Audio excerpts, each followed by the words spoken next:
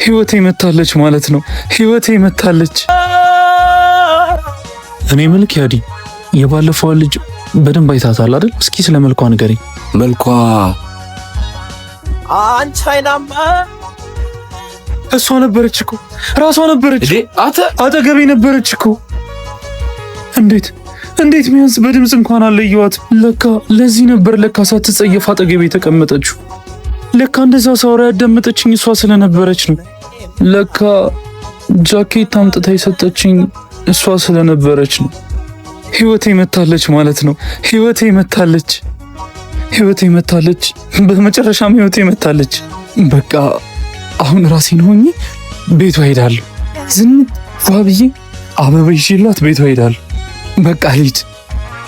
ቻው በቃ ሁሉ ነገር ጥላ አንተ አይበልጥም ብላ ኧረ ሄኒ ይሄ በሽተኛ አልነበር እንዴ? ዋዞቿን ተብለ ሰላም ቤቢዬ። ሰላም። ህይወት ያለች ህይወት የለችም ማለቴ ሀረግ የለችም። ሀረግ ኤልናታን ወይ ማሚ ማን መጥቶ ነው?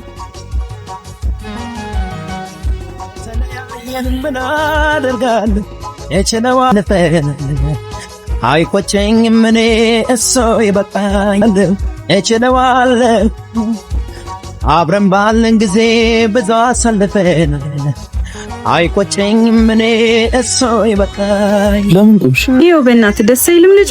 ቆይ ስም ይሉንታ አውቃለሁ ታውቂያለሽ አንቺዬን ይኸው በእናትህ ደስ አይልም። የመጀመሪያ ልጃችን ልክ እንደሱ ጸይም ወንድ እንዲሆን ነው ፈልገው። ጸይምነቱ ላይ ይስማማል።